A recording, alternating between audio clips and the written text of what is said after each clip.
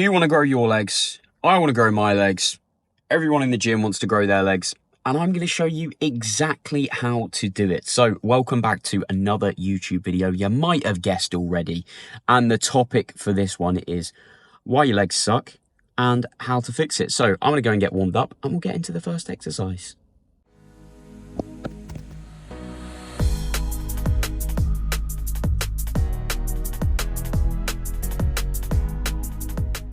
One of the first things I want to say is don't be scared of soreness.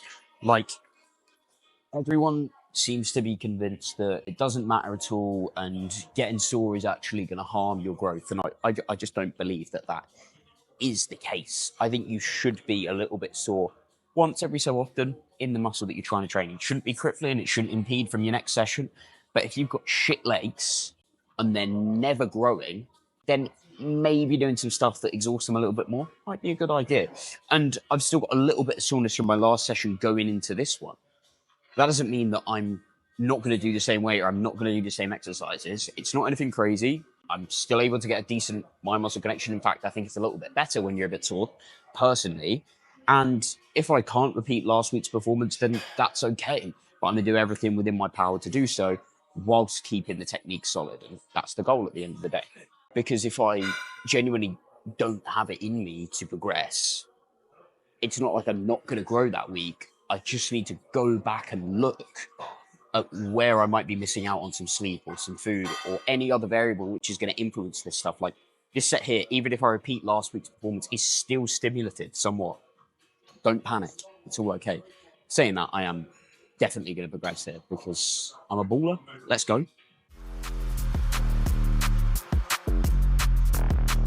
Should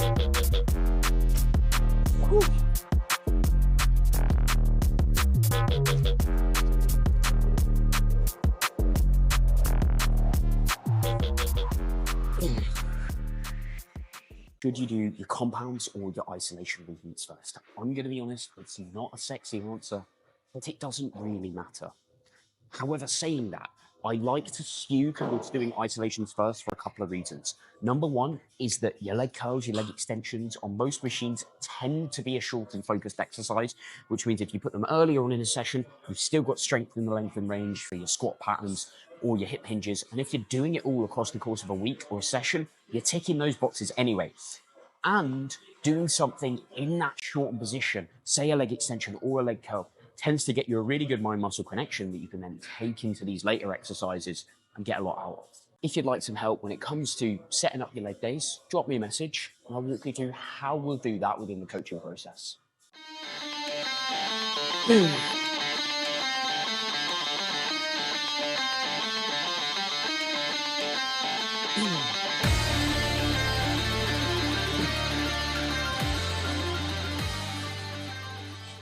Biggest limiter of your leg growth is a lack of continuity within your sets. The reason that you want to stand up at the top of a squat or an RDL is because it's easy in that position because there's not a lot of tension on your lower body.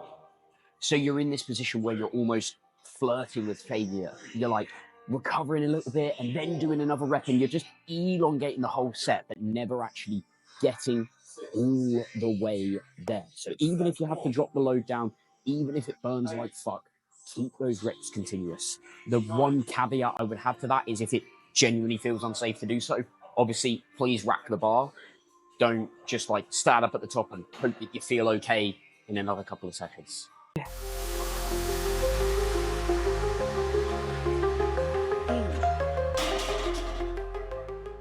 If you are enjoying the video so far and you would like more content like this, obviously make sure to subscribe, follow me on Instagram. It's Lactic Addict Luke, exactly the same as on here.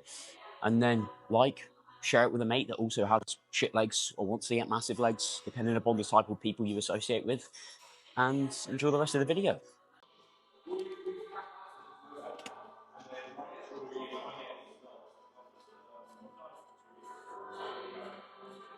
If you've got crappy calves and actually want to fix it, the biggest training tip that I have for you is to put them first within your session. Because at least half the people I know that complain that they don't have any calves don't actually train them. You know, it's a busy day, they've got to rush off, they've got to do stuff, and you end up skipping them. And then you think, because they're not really growing, I'm not going to put any effort into training them. And you end up with absolute sticks for shins. And that is not ideal. So put them first within your session, put some effort into them, just like you would anything else, and they'll probably grow. How revolutionary.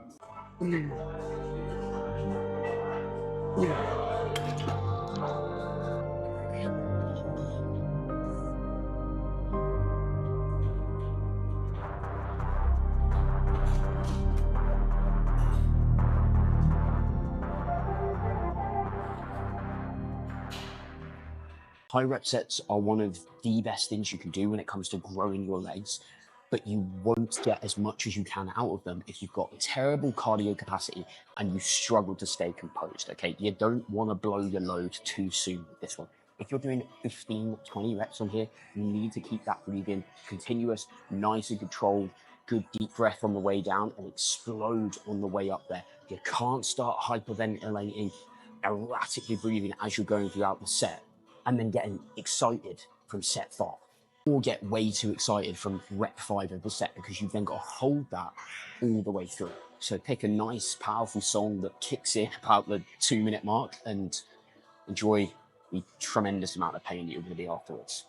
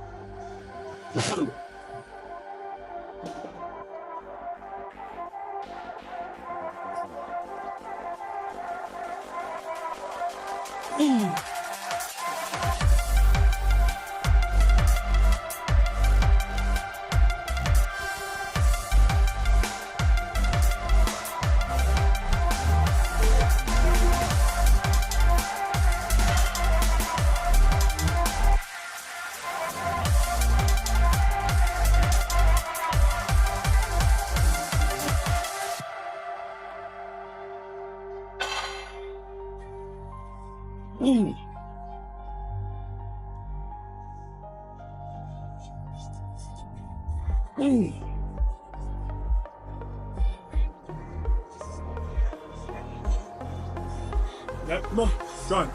Finish it, come on.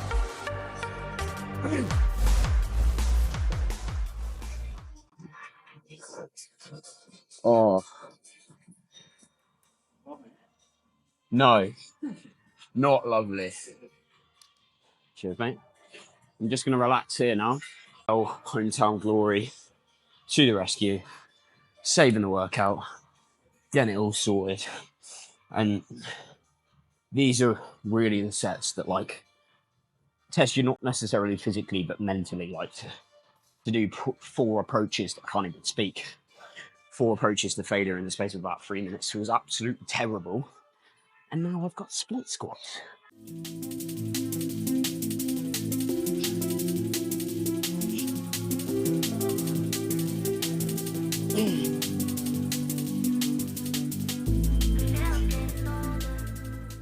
If you want the perfect setup for your split squats, you need to do these 2 things.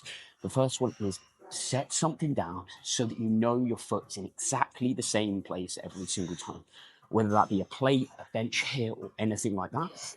And then we want to do exactly the same thing with the back leg. Find something so that it's standardized, so you're in the same position every single time.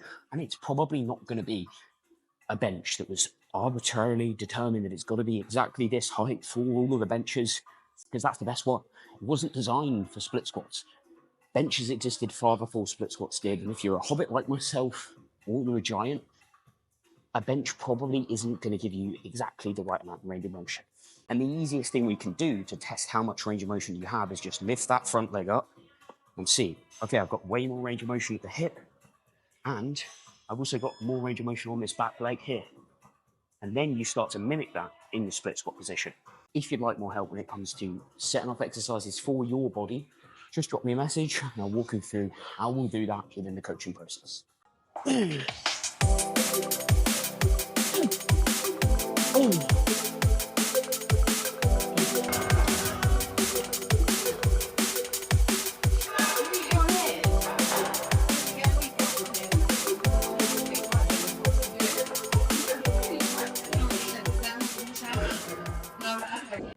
Okay, all right. I've got a confession. If you couldn't tell by the entirely different outfit, I forgot to film the outro on Wednesday.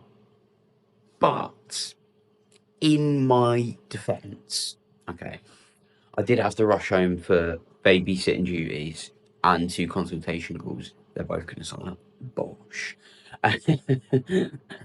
So it was a busy evening and there was traffic, which is never ideal after you train legs. Saying that, what is ideal after you train legs is not making sure that you eat so much food that you then gain weight ridiculously fast. I'm going to move through this angle because it makes my hairline and forehead look terrible, and that is not what we want. Okay, the more time goes on, the more I'm coming around to a slower and slower rate of gain, and I'm not saying that that should be trying to gain weight at maintenance. I don't think that's a very good idea, but for me, being 145, 146, 47 pounds, I don't need to be gaining crazy amounts of weight. Like 1 to 2 pounds a month is fine. Like that 0.25% rate of your body weight is pretty good. Maybe if you're earlier into training or you're taking some special supplements, you could get away with sort of 0.5% of your body weight per week. But even then, I think it just pays to be conservative with things. So hopefully, in fact, actually, no, if you are looking for some more help when it comes to slapping on some size, building some muscle, all of that good stuff, just DM me the word bulk and I'll send you through my my muscle growth guide. Equally, I've got some stuff that helps you when it comes to building your legs as well. So guess what you need to say for that? Legs, bosh, easy, let's go. And if you just want to keep following along the channel, that's also absolutely fine. So make sure to like, share, subscribe. I'm going to go and wipe this fucking toothpaste off my face. And yeah, talk to you soon.